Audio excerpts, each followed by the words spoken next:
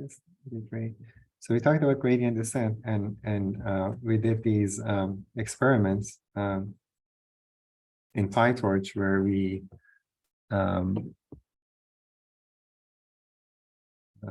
performed gradient descent on a loss function that looked like that. So that was the least the squares regression. And we saw that, so if you define the loss, you can basically differentiate it like this, and then perform one step in the direction of, like, move one step in the direction of negative gradient, and then you iterate. So that's gradient descent. And so you see the loss really drops very fast. And if you plot it on the log scale, you'd see that it linearly drops. And we saw that, for example, if you have like a step size which is too big, you're going to zigzag to 0. Today, what I'm going to do is, so this linear regression is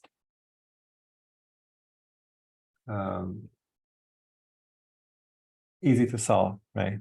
So you can differentiate and set it equal to 0 and figure out what theta hat is. We're going to now look at the classification problem, particular logistic regression, where it's not so easy to do. Okay, so and then we'll see that the machinery of the logistic regression, the gradient descent works as well, and we can do just as easily. We can solve that problem. And we did this Madaria-Watson estimator, and so this was on a continuous variable, and then y was like 0 to 1, and you'd see that you have this kind of sigmoid-like function. So these S-shaped functions for your estimated regression function. Okay, and so the idea of logistic regression is that we are going to, from the start, assume that we have a S-shaped function like this for the regression function, and then try to estimate like just one parameter, like where basically this has to be, like where the S needs to be, or where the like how sharp it has to go. So should it be like this, or should it be like this, or should it be shifted here or elsewhere? So one or two parameter, we just estimate one or two parameters. So basically 2 parameters, one shift, one a scale, and then you'll be done.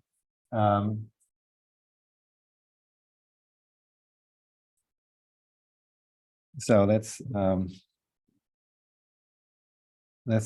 see how that works. So we are like under the heading of empirical risk minimization, right? So we'll see why logistic regression falls within this framework. But now I'm going to talk about logistic regression. So let's see if you guys remember or know what logistic regression is. So I had the like little advertisement of what it is, but what is logistic regression?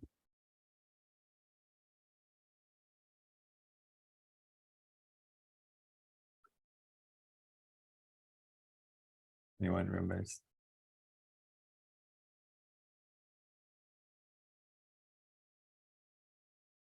So we have a classification problem, right? I have y, let's say, which is in 0 to 1. And let's say x. Let's say for simplicity for now, x is in R. It's like a single feature. How do we describe what logistic? How many people know what logistic regression is? 1, 2. Okay, so what is it? One of you guys? Classification of a categorical variable. It's sorry. It's how you would, how you would classify categorical variable as opposed to linear regression. Yeah, so categorical variable here is like the binary variable, right? So not any categorical, but just binary, right? As opposed to, for example, linear regression, where it's like y is in R, right? But more information maybe, like is it any kind of classification problem, like any classifier, or like a particular? Why is it called logistic, for example? Anyone else knows? Yeah. It uses a sigmoid function to classify or to predict the probability of the volume of predict the probability of y being one. Sigmoid function to predict is The probability of y. the probability.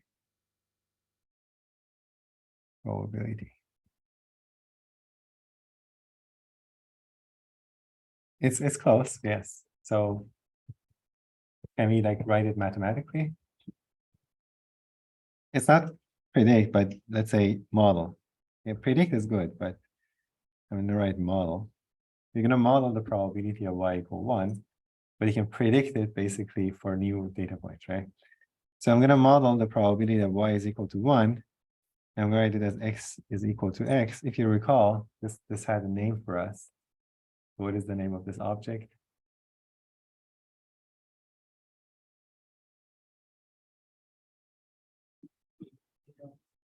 Yeah, so that's the notation, but the name is like the regression function in this case. It's the same thing as expectation of y given x if I encode the variable using 0, 1. Yeah, so it's like that. That's why it's called the regression function. So what I'm doing here is I'm going to model this directly. Okay. I'm just going to impose a particular form for this. And the particular form is this sigmoid of, let's say, a plus bx. Okay, and the sigmoid function is like 1 over e minus t. So it's a univariate function. And at 0, it's going to be, what would it be?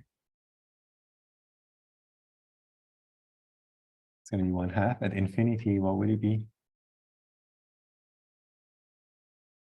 Positive infinity. 1. At negative infinity, what, like in this going to be monotone? Negative infinity, 0. So it just has this nice little shape. And you can take the derivative and see what the derivative is at 0. The derivative is 0 would be, I'll let you guys take the derivative, and then you can like have a nice shape here. So there's like a tangent to it. So it has this shape. Let's take the derivative. What is the derivative? Negative e to negative t divided by. So what is the derivative of 0?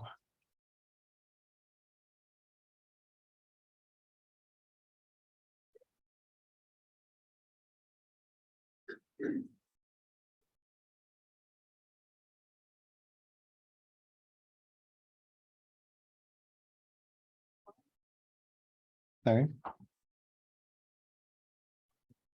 Yeah, so 1/4. So it's a little bit like, yeah, shape is, it's not like 1, which would be like 45 degrees, it's flatter.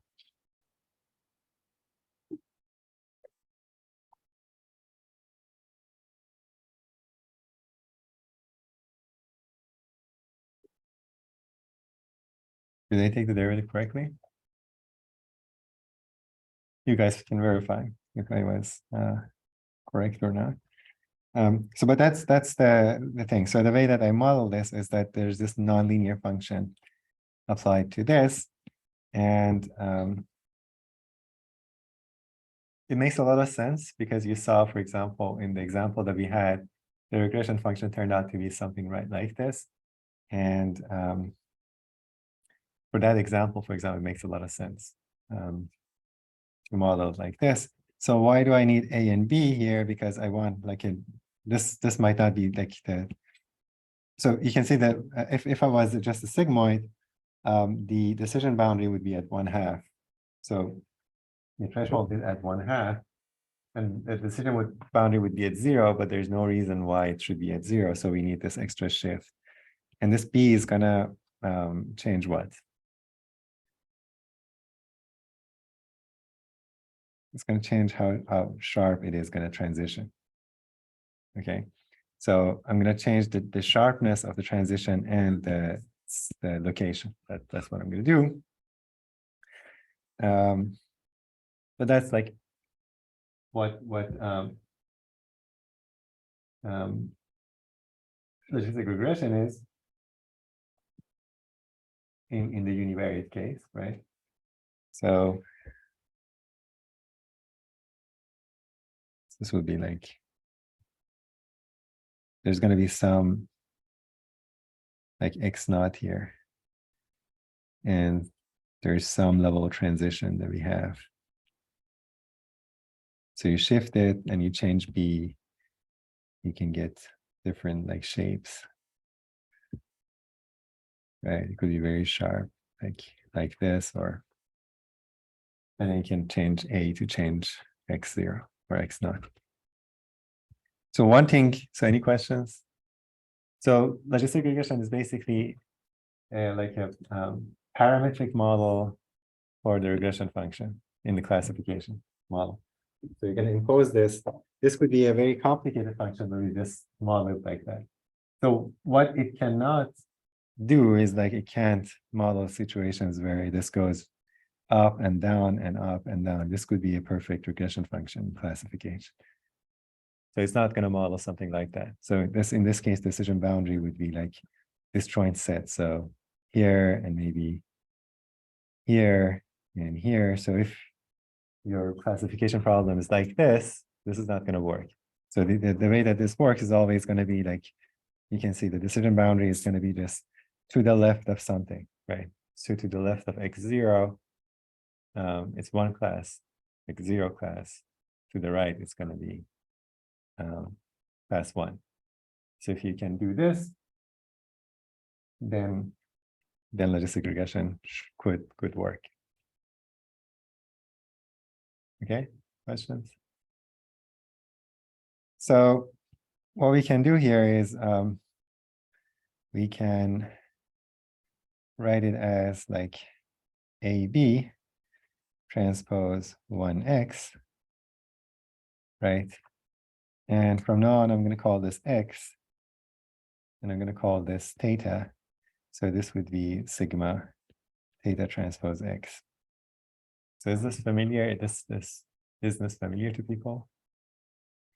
From regression, you remember, so you add like a feature of 1 or column of 1 to the regressors to account for the intercept. So this is like the intercept. So instead of carrying this A, I can absorb it into, let me do B here because, so in like machine learning terminology, it would be like this. B, it would be the intercept because they call this a bias, not a statistical bias, like ML bias. So there's this extra constant. And so I'm going to call that theta. And so this, in this case, it would be like 2 by 1. This would be 2 by 1. Okay. And if you look at this version, so we always sort of assume that the augment almost always assume that we augment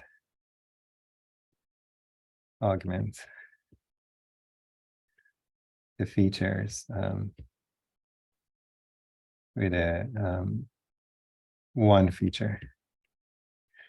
So this, for like writing arguments or theoretical analysis, it's convenient. In PyTorch, for example, like they're separated, so they keep it separate. So these are called weights, and then this is called the bias. But that's just the way it's implemented. For us, it's easier to, instead of carrying a scalar and parameter there, just put them together. But once you write it this way, it's easy to generalize to multiple features. So if X is in RD, right, how can I generalize this logistic regression to RD?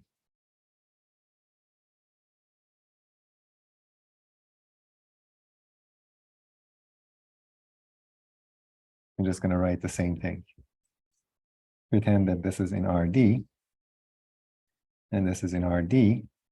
I'm going to assume that X already contains like a feature of 1. So if you want like 1, x1 up to xt minus 1, that's my X. Okay, so there's no difference. It's just that this gives me a linear function of my features. If you remember in the linear regression, this is a linear function of X. So we have this linear function of X. You have your feature, you multiply by a vector. It's to take the inner product basically. That gives you a function, which is, so this function maps R B to R, and then you apply the sigmoid to it. Okay, so the parameter now is like d-dimensional. And one of the reasons why you would do this in logistic regression in higher dimensions is because of the simplicity. Instead of trying to, if you do Nadaria-Watson, it's going to try to like find a multivariate function, d-dimensional multivariate function, which could be very complex. This one says, I'm going to assume this particular shape, and I'm just going to like estimate this d-dimensional parameter. This makes the problem much, much simpler. You reduce, like you lose a lot of flexibility, but if it's a good model, you can recover theta much better. Okay, so that's the logistic regression model. It's just a nonlinear model of the regression function. Okay, sounds good. Another way of saying it is this sigma has an inverse. Anyone knows what the inverse of sigma is? Like, what is it called? Inverse. So this is sometimes called the logistic function. Sigmoid, if you look at Wikipedia, sigmoid is any kind of function that looks as shape. This is sometimes called logistic function. It's a particular sigmoid. There are other versions. It's like tangent hyperbolic is another one. This is related to tangent hyperbolic. Tan h, I think, something like t over 2. Like a rescaled and shifted version of it. But there are other we'll talk a little bit about that. So this is logistic regression because it uses the logistic function.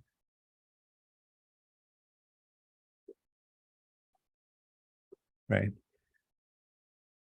So what is the inverse of the logistic function? How do we calculate the inverse?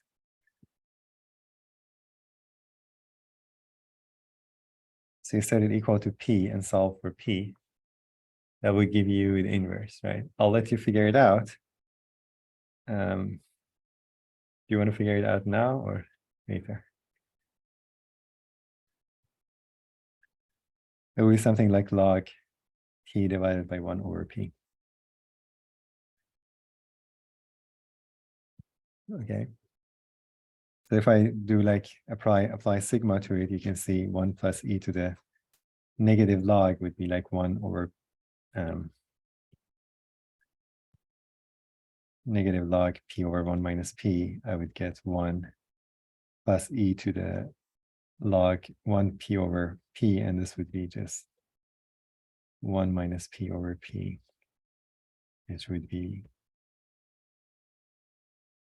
okay, so sigma inverse of p, oh, sorry, p would be p. So that's really the inverse of the function. But you can do it, just set it equal to p, solve for t in terms of p. So this is called, what is it called? Log odds, sometimes called logit, like a favorite word in deep learning. And so what it's saying is that if I apply, because this is the inverse, if I apply it to the model that we have above,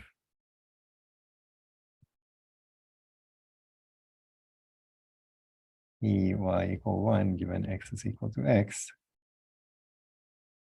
what would I get?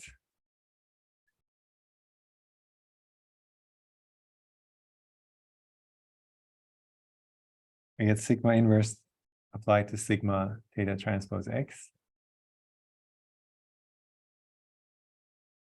which would be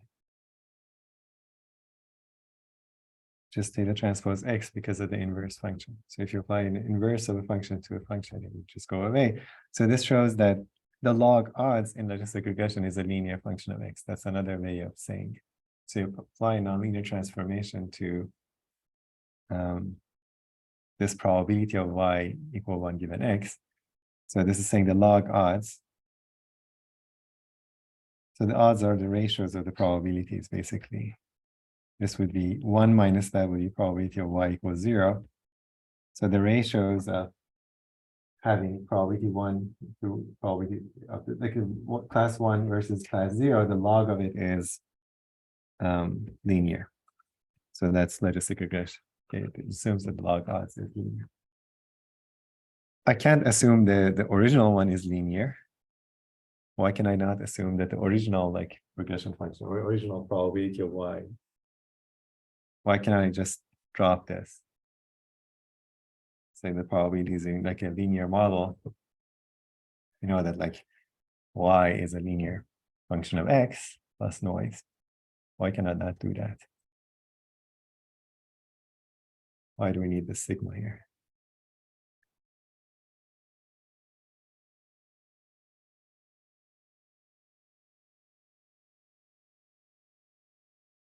Anyone?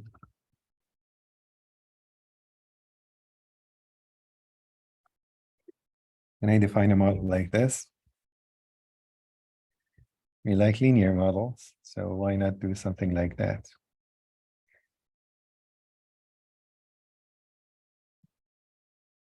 It would be easier.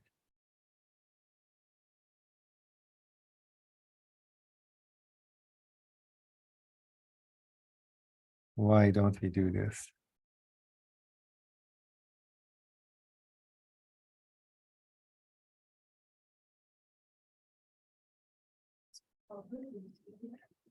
It's probability, okay. So what is wrong with this? Okay. Not be 0 and 1, so we need to get sigma into the bottom function. Good. So this is like a linear function. It could be negative, it could be like 10 or whatever. So there's no bound on it. So we can't just assume to be it's not a good model. So like a very simple idea is to apply something that, so this is going to be in negative infinity to infinity. It's like a real valued object. So we just apply something to it to turn it into 0, 1. So if I have a function that maps R to 0 to 1, I can just apply it to it. So I want the linear component, but I can just directly assume the probability is linear, but I can transform it by a map that maps R to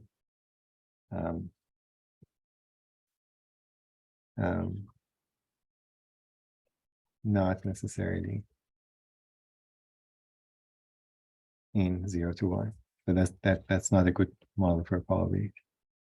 You see a lot of this in like, this is an example of a generalized linear model. It's almost a linear model, but after transformation, there's this so-called link function they apply. So when you apply it to your regression function, it makes it linear. Or you can say the regression function is this nonlinear function applied to this linear component. It's like a little bit of generalization. Regression function is not a linear function of x, but it's almost linear. So the nonlinearity is univariate. I'm just translating from R to 0 to 1 to make a probability model. If you understand this, you understand that maybe there's no significance of the sigmoid. You could replace it with anything that maps 0 say like R to 0 to 1, right? Other sigmoid-like functions would work. So if I replace this, we can use other sigmoid-like functions in place of sigma. For example, I can assume that this is equal to phi of theta transpose x, where phi is the CDF of normal 0, 1. So the CDF, you know, the CDFs have this property. They go from 0 to 1. So any CDF basically works. CDF of normal would be like that as well. If you do this, this is called, anyone knows what this model is called? It's called Probit regression. You'd know this if you're a statistician. Otherwise, probably no one knows about it. It's not as easy to work with as logistic regression because the CDF you can't write down. Like there's no closed form for it.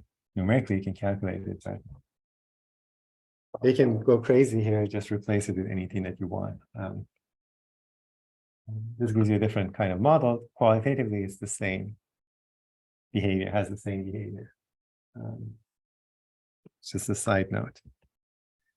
Someone asks you what a Probit regression is, you just say it's logistic regression, but it's a little bit more complicated, just for the fun of it. Okay.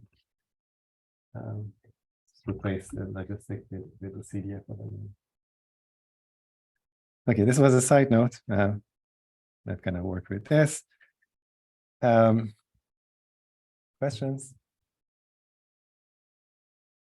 Yeah. Can you say sigmoid function standardized the data? What was that? Can you say the sigmoid function standardized the data? Are you talking about logistic regression or the standardized data? So what do you mean the standardized? Like,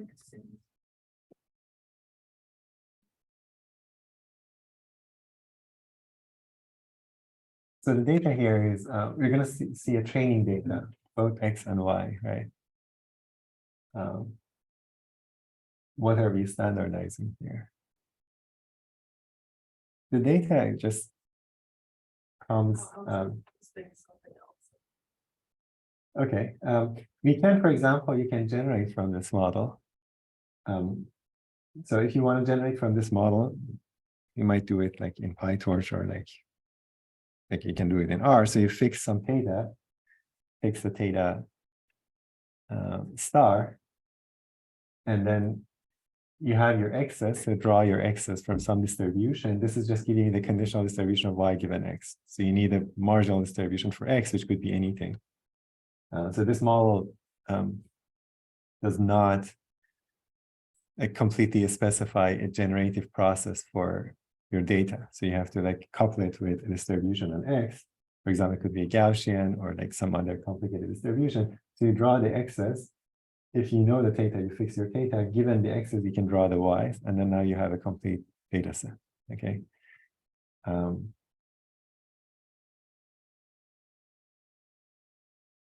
Then you can try to fit the model, right? In practice, your data is probably not following this model. Still, you can fit it, okay? But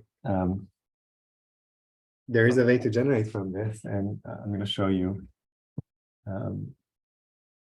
And there is a notion of noise or signal to noise ratio, which I want you to think a little bit about. So is this problem noisy or not? Is it like a perfect classification problem? Or because in the Gaussian case, you just add noise to your, for example, if you had the yi's, in usual regression, like normal case, you'd add a bit of noise here, right? And then like this head would have a significant variance. We did this like last time, we generated data with some, actually we did it with 0 variance, but in your homework problems, you're going to generate it with some noise here. So I can change the noise level and it makes the problem more noisy or like less noisy. I can't just go and like add noise here easily, but there is some sort of signal to noise ratio built into this. We'll come back to it. This is controlled by the level, like the size of theta controls the signal to noise ratio. Yes. Can you just repeat again, like explain what you mean by noise? Yeah, so we have to go, yeah. So when is classification hard? So okay, so let's I'm gonna explain it a little bit better here. So the notion of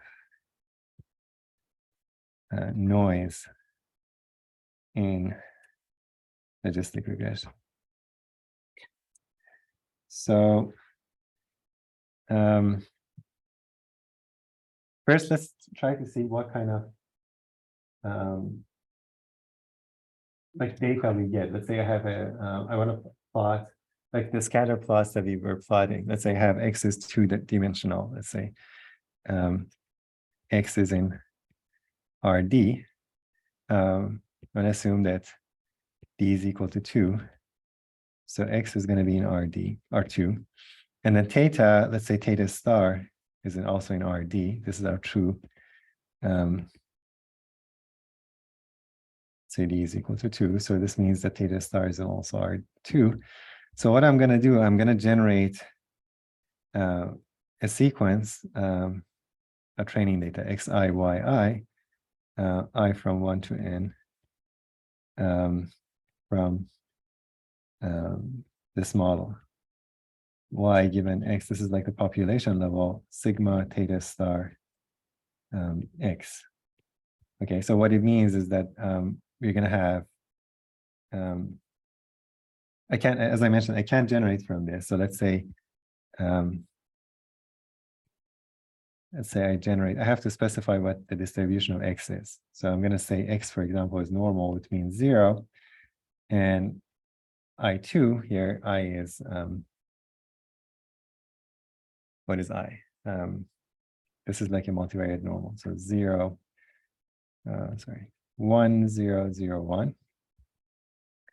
So if I tell you how to generate x and then given x how to generate y, then you have a complete model. So these two would generate, I like what completely specify the joint, completely specify the joint distribution of xy, right?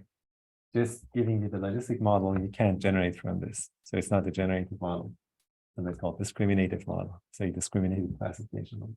But once I pair it with a distribution for x, then it becomes a generated model. So I cannot generate from this model. We can change this. The logistic regression part doesn't change, but you get a different distribution. Okay, so far so good. Now, once I have the joint, I can just draw from this model n points. Let's go like draw 1 point for according to normal, and then given that I'm gonna, this is just flipping a coin with this probability, right? So draw xi according to normal, in2, and then yi given xi would be Bernoulli with probability sigma theta star transpose xi. So this should be theta star transpose, right? So that's going to be how we generate from this. So if I ask you to generate from this model, you should be able to generate how many data points you want. And this logistic part is just flipping a coin, but the probability is completely determining what xi is and what theta star is, okay? So now if I try to plot, let's say I have xi1 here and xi2. So I do the scatter plot. So each one of them has 2 coordinates, right? So xi has xi1 and xi2. I can put these dots like on the 2D plane and then color them by their the y value, the label value. So what kind of picture do you guys think I would get?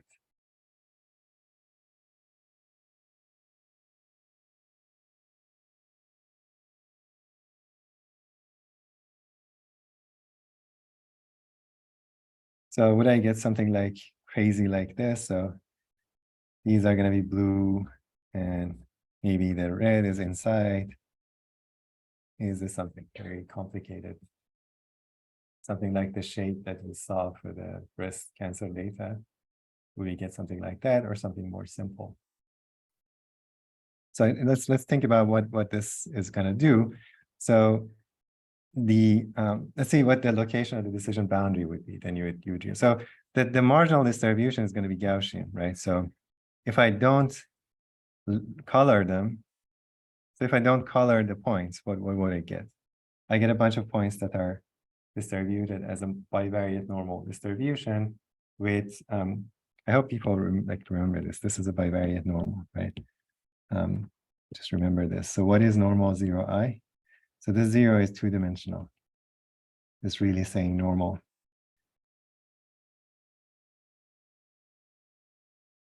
So what does this mean?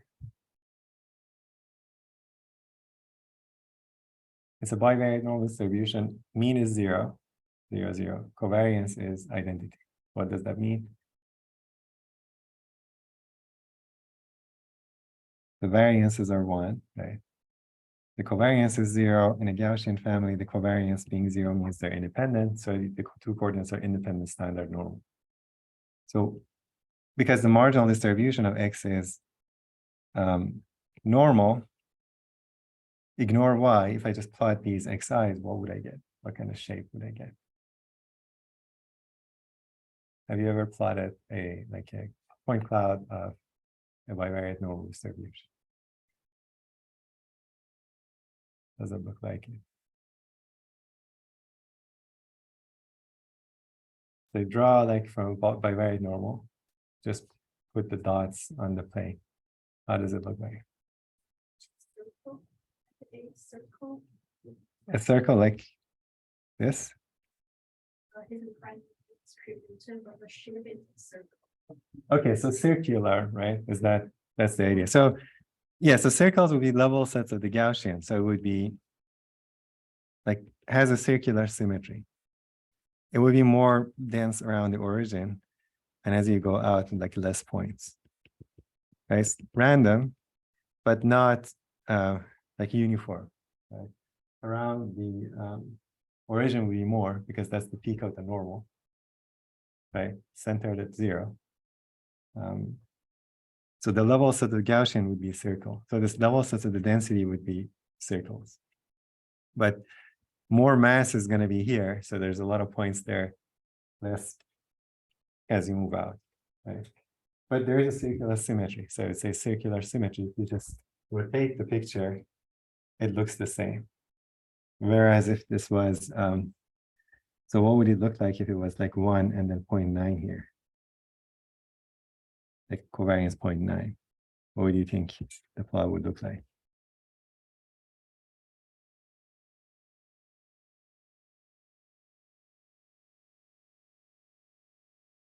Like a correlated Gaussian.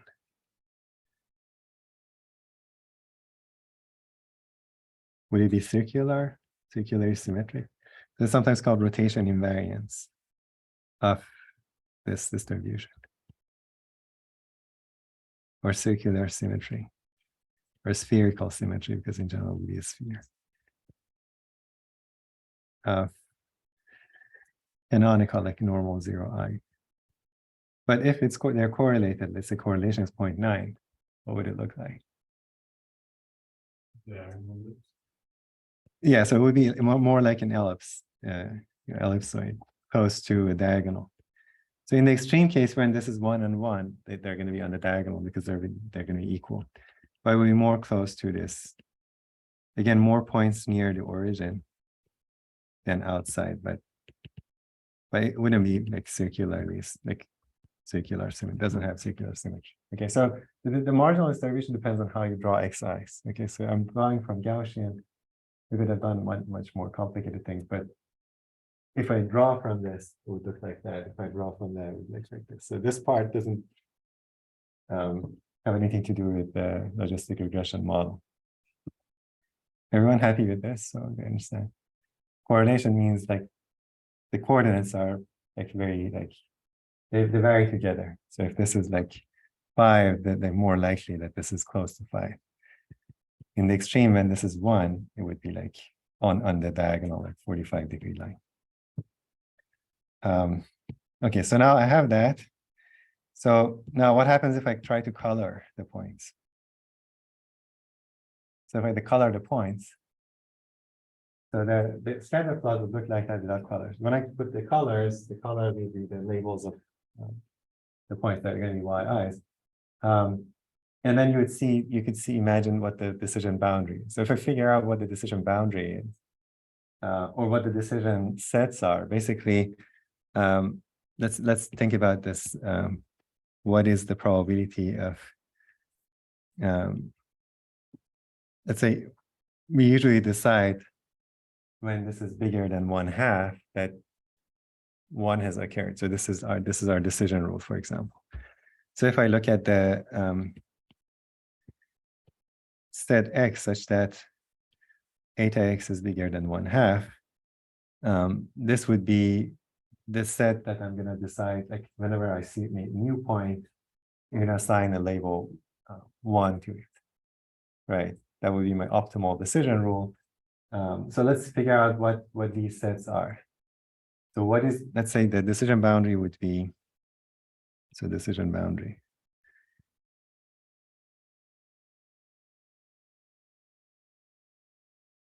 Would be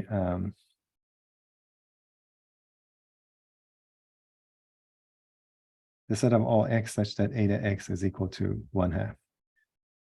So what would this be? So eta x for us is sigma theta transpose star, say x.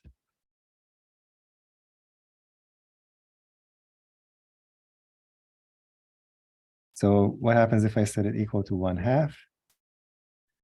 Remember this sigmoid, it passes through 1/2 at 0, and it's a 1-to-1. So what we're saying is the sigmoid of this is 1/2. So what can I conclude?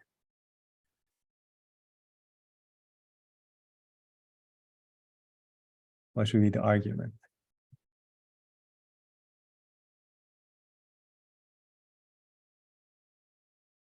So this is sigma of t. I know that sigma of something is 1/2. What is that something? Or what does that something have?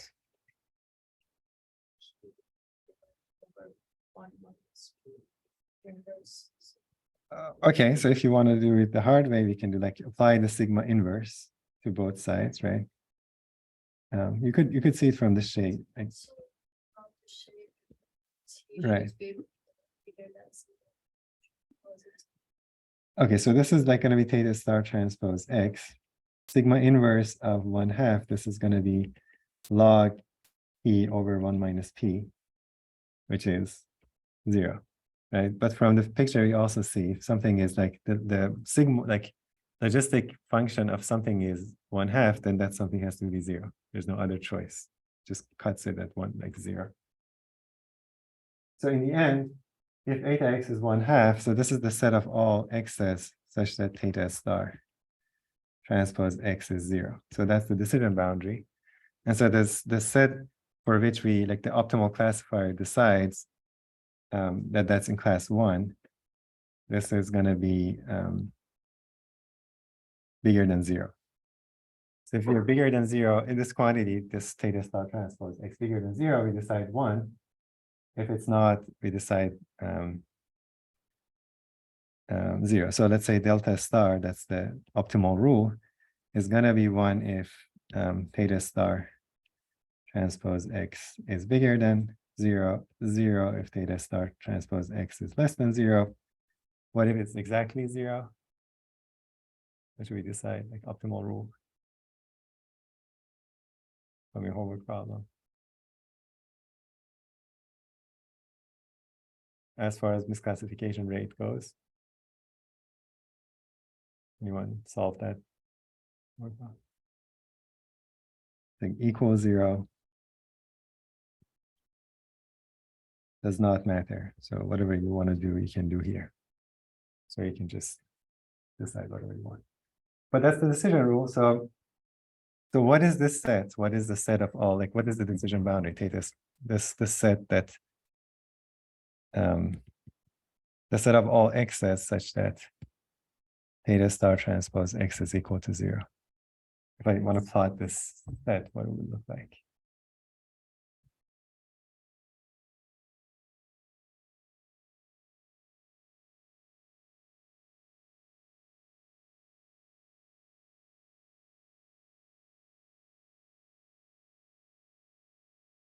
It would be like theta star 1 x1 plus theta star 2 x2 is equal to 0.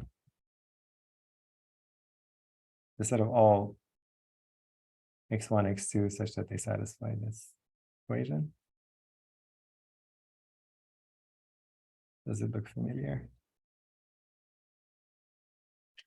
Should look familiar. So what is the shape? From linear algebra or like even before linear algebra. Like junior high math.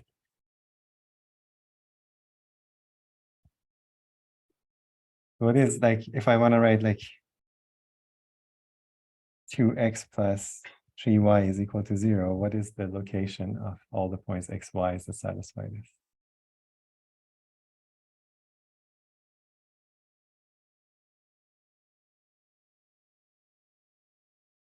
It's what?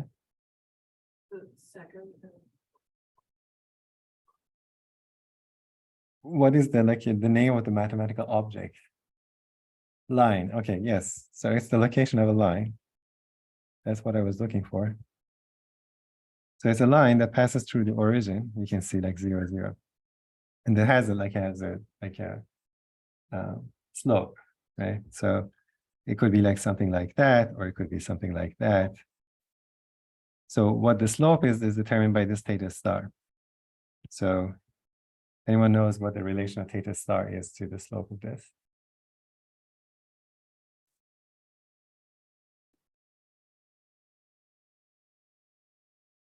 Theta star would be like normal to this. So in general, it would be a hyperplane.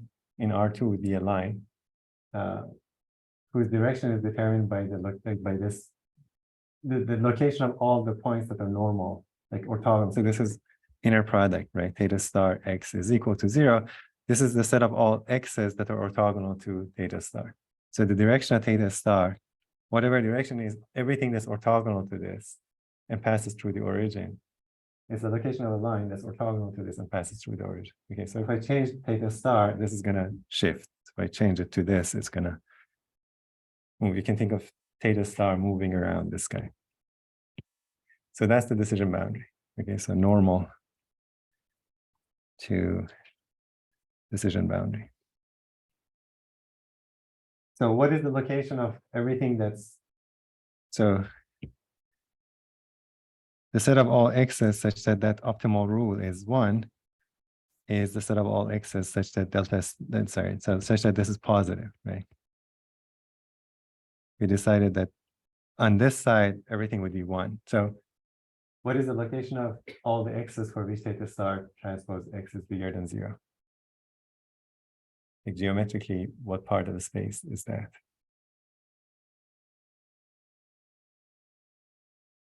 Maybe here. What is the location? All points x such that theta star transpose x is bigger than 0. We know that if it's 0, it's on that line. What happens if it's bigger than 0? And what happens if it's less than 0?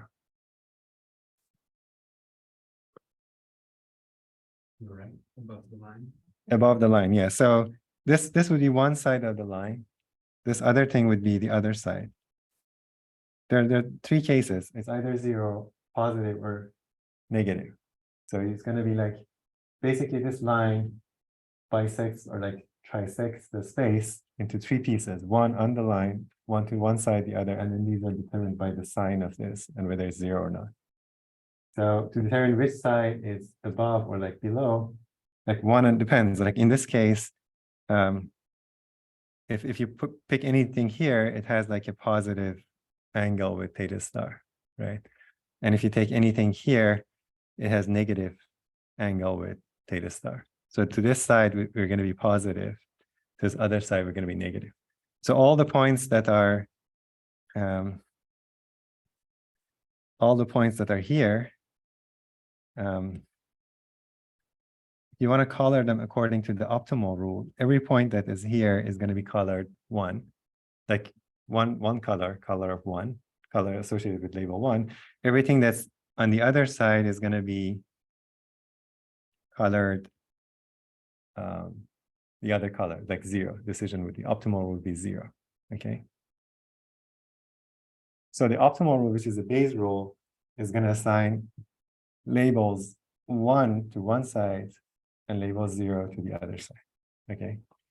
And you can also see that because of this decision boundary being like linear, that's why. So the logistic regression is essentially linear. Okay, so it assumes that this decision boundary is linear. Although we had this like fancy sigmoid here in the x-plane, so the classes are separated by a line, basically, or in general by a hyperplane. And it doesn't matter if you replace this with this Probit, it's going to be exactly the same. Like any S-shaped function, as long as monotone, is going to have a decision boundary that is linear or affine in general. It would be affine if one of them was like the 1, and you just had one feature and one of what was 1. But let's forget about this. Sorry, because we are not including like an intercept or a feature of 1. This is going to always pass through the origin. But if I add that feature, the decision boundary can shift from the origin. But let's focus on this case. So that's what the optimal rule does.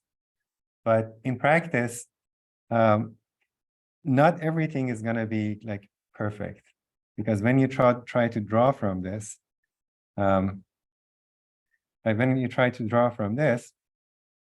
this is thresholding, right? Everything above 1/2, but the probability of things that are here is not 1. It's going to be like bigger than 1/2, but it's still, when I draw from like a Bernoulli, which is like, so this like to this side, right? To this side, all these points get a probability which is bigger than 1/2. But when I flip the coin, like it would be like 0.7, I can still get 0, right? By chance, I could get 0 because this is not 1. It's going to be 1 if this sigmoid, like if this is like going to infinity. So if I am away from the boundary for points that are here, the probability, so you can see like sigma transpose x. So these are the level sets. So the level sets of sigma transpose x are like parallel to this. So as I move away, sigma transpose x becomes larger and larger, so in this direction. Because it gets larger and larger, this is getting larger and larger, and so sigma, sigma of it approaches 1. So as I go to this portion of the space, everything is going to like have a probability is very close to 1. So it's going to be very hard for the points that I draw from here to come from a different class than 1. But when I approach the boundary, at the boundary, this is going to be exactly 1/2. So the boundary is just a coin flip.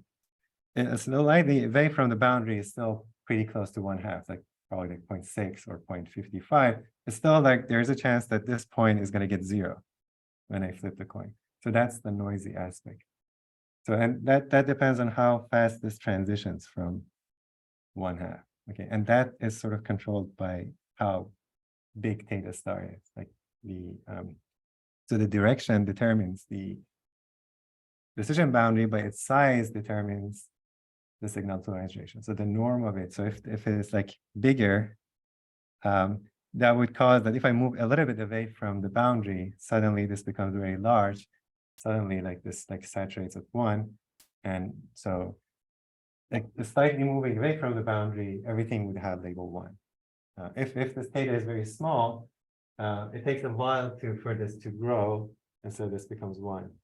And so near the boundary, there's going to be a lot of the points that are 0.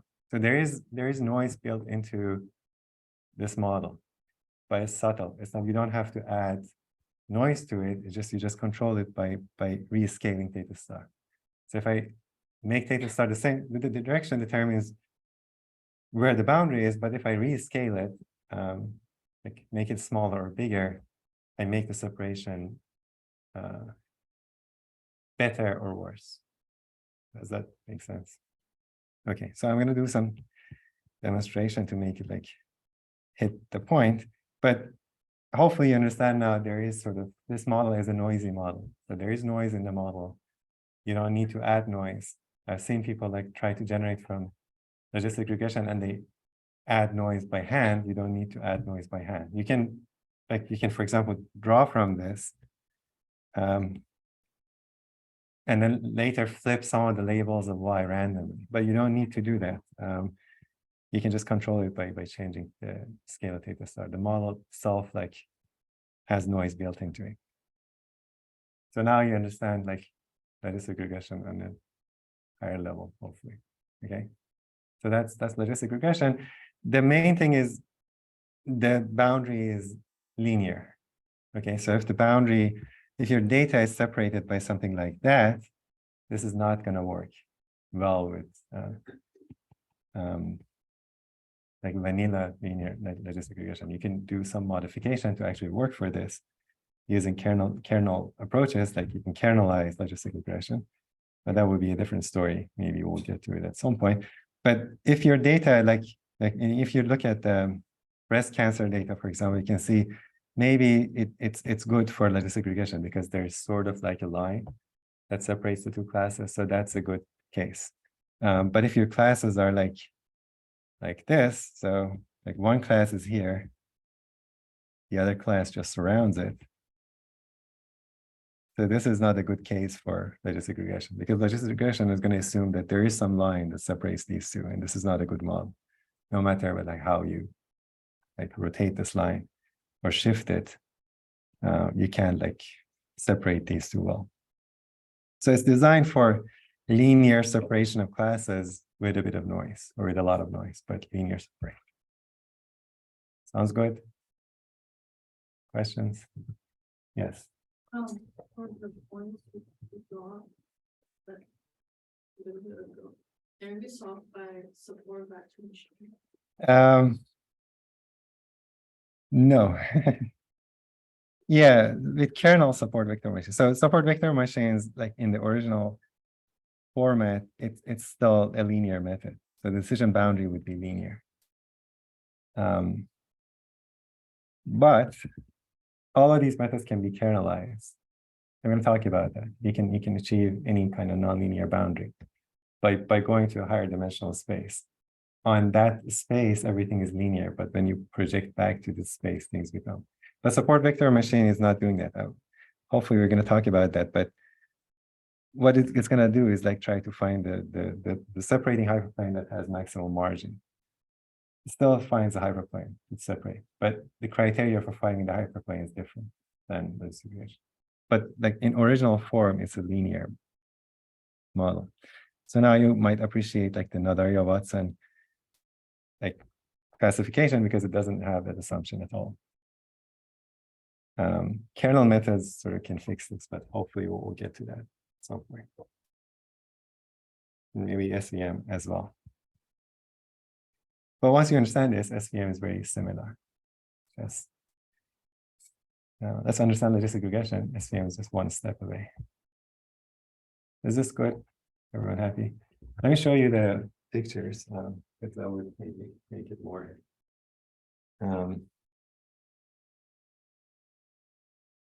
Okay, so let's move on to this. Okay. Zoom in a little bit. Okay, so you guys see it. So here what I'm doing is I'm using NumPy, which is here we're not doing gradient. So I have a training data, which is 1,000 data points. And here I'll switch. And what I'm doing here is I'm generating this data like X, NP is like NumPy, but this, let's say X, rand and generates like a normal distribution. And then, so each row would be IID, basically everything in this matrix would be IID. So if you look at the rows, because it's like n by 2, each row would be from my bivariate normal. So each row here is a data point, right? And it's from that normal with identity covariance matrix. Theta true here is like 2 and 3, and you can see I'm multiplying it by an SNR. Okay, so so if SNR is like bigger, so it just the direction is 2, 3, but I'm multiplying both by a number. So if it's larger, we expect the separation to become better. If it's smaller, then we expect the separation to be worse. And the probability here is, so you can see it's like X times X true. So that's like, see if I can. So X times this guy. This is really like saying X times theta. Okay, so each row, so this is going to be the ith row of this basically is going to be xi transpose theta, or it's going to be equal to theta transpose I. Like theta true, let's say theta star. Let's do a star down, it's easier. Okay, so this is going to generate, each row is going to be that thing that we have, right? Yeah, so each row is like theta star transpose xi, and then if I apply sigmoid to it, it would give me the probabilities, right? So I'm applying the sigmoid function, which is 1 divided by 1 plus x negative that. Okay, so what I'm doing is I'm applying the sigmoid function to each coordinate. So this is going to be the probability of y being equal to 1 given x or xi. So this is going to be an n by 1 vector. And then I'm generating a Bernoulli, a binomial with one trial as a Bernoulli with these probabilities. So each, this is going to be of the same like length as the prob vector, but each probability determines the Bernoulli field. Okay, so that's the how you generate from it. A logistic model, if you assume that the underlying marginal distribution of x is normal. I can change this, but and then here I'm plotting things and I'm coloring by the label. So this part is not that important. Like the mechanics you can figure out. But let me do like maybe 0.5 first, small SNR, and then plot this. And you can see, so if you ignore the color, it's like that ball, like point cloud, circular point cloud. And to ignore the color is just a Gaussian, multivariate Gaussian, right? So you can see sort of the decision boundary, but it's not clear. There's a lot of noise. So if I now increase this SNR, let's say to 1, what you get is like a better separation. So if I increase it to like 5, you get even a better separation. So you can see like there's a clear decision boundary here, which is determined by our theta true, which is 2 and 3. If I shift this, for example, if I want to like rotate it, let's say do 3 and 3. 3 and 3 is not different from 1 and 1, right? So I could do 1 and 1 or 3 and 3. Let's do 3 and 3. This would be perfectly like so the 3 and 3 is orthogonal to this. You can see the boundary is orthogonal to the vector 3 and 3, which is like the vector 1 and 1. But it became more less noisy. So you can see when you move a little bit away from this, everything has to be one color. But near the boundary, there's still some noise. I can start to do this, like increase to 10. You can see the separation becomes better. And it's like 100, like almost perfect, but there's no guarantee that they're perfectly separable because that sigmoid is gonna like go to 1 at infinity. They're not linearly separable in the sense that if you pass a line for a finite n, there might be, but at the population level, there is still noise, right? So, is it clear? Yes. What's the name of this node? What do you mean? What is the name of this? Oh, that's like, what is it stand for? It's like signal to noise ratio. Signal to noise ratio. Like what is that? Like usually like a engineering terminology. Signal to noise ratio. So the size of theta is a measure of signal to noise ratio. Okay. It's like 0.1 is very like indistinguishable. Let's see. Right, by just changing the size of this, I can change the signal to noise ratio. If you understand this, we'll talk about maximum likelihood in this case. And you'd see some issues later with logistic regression. If the data is actually separable, the theta that tries to achieve this has to be big.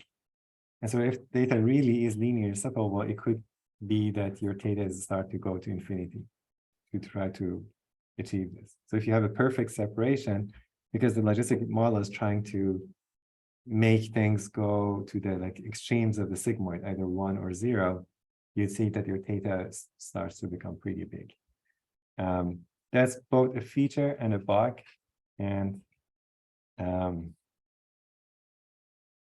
it's an interesting feature of logistic regression, and also like these deep neural networks that use like cross entropy, because the loss is not going to go to 0 perfectly.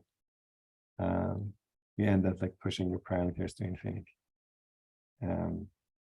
Okay, that's that. Any questions? That's how you generate from a sigmoid and like this linear regression model. The next time I'm going to come back and try to fit this model. We're going to do maximum likelihood, and you see that maximum likelihood using this would be an instance of empirical risk minimization, very close to linear regression, but just the loss changes. Okay, thank you guys.